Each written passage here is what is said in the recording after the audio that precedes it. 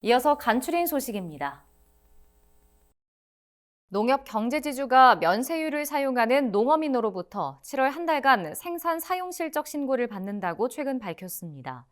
신고 대상 농어민은 면세유 관리 농협에 비치된 신고서를 작성해 생산 실적과 사용 실적 증빙 서류와 함께 면세유 담당 직원에게 제출하면 됩니다.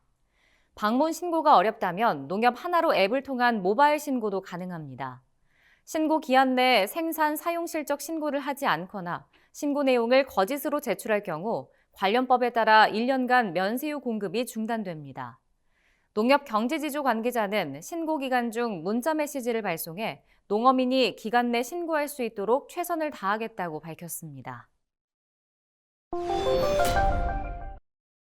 농림축산식품부와 행정안전부가 여름철 집중호우에 대비해 배수장 점검을 실시했습니다. 송미령 농식품부 장관과 이상민 행안부 장관은 최근 충남 논산시의 산동 배수장을 찾아 시설물 작동 상태와 예방 조치 사항을 점검했습니다. 산동 배수장은 지난해 7월 집중호우로 논산천이 범람해 제진기가 파손되는 피해를 입었는데 현재 복구를 완료해 가동 태세를 갖춘 것으로 확인됐습니다. 송 장관은 농작물 침수 피해가 발생하지 않도록 사소한 부분까지 꼼꼼히 사전 점검해달라고 당부했습니다. 농촌진흥청이 우리나라 한우 개량을 이끌 보증씨수소 21마리를 새로 선발했다고 최근 밝혔습니다. 한우 보증씨수소 선발은 농림축산식품부와 국립축산과학원 등이 협업해 추진하고 있습니다. 올해 상반기에 선발된 보증씨수소는 기본 선발 15마리에 유전 능력이 우수한 개체 6마리를 추가로 선발했습니다.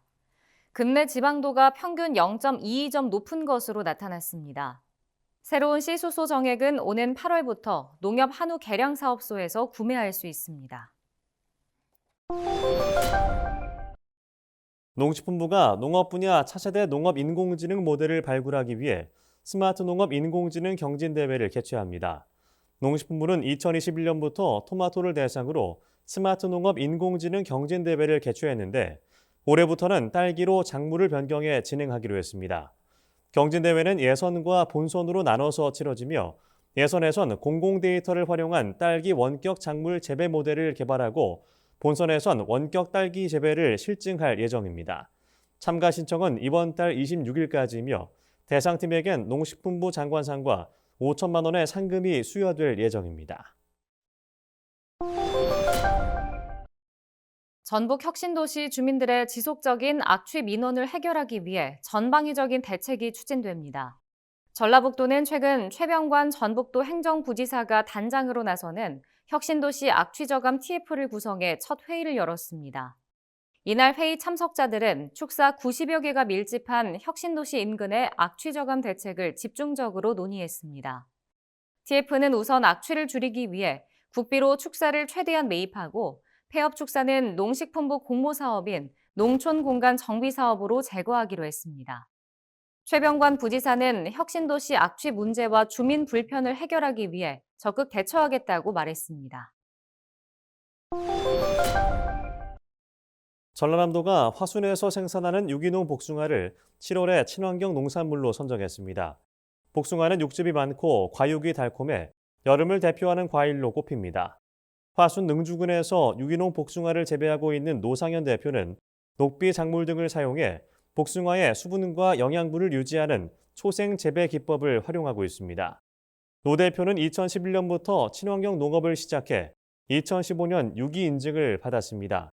전남도 관계자는 과수분야 유기농업 인증 면적 확대를 위해 노력하고 있다며 소비자의 선호도에 맞춰 친환경 농가가 다양한 품목을 생산하도록 지원 정책 개발에 최선을 다하겠다고 말했습니다. 경상북도가 저출생 극복을 위한 정책 기금을 마련하기 위해 ARS 기부 전화를 개통했습니다.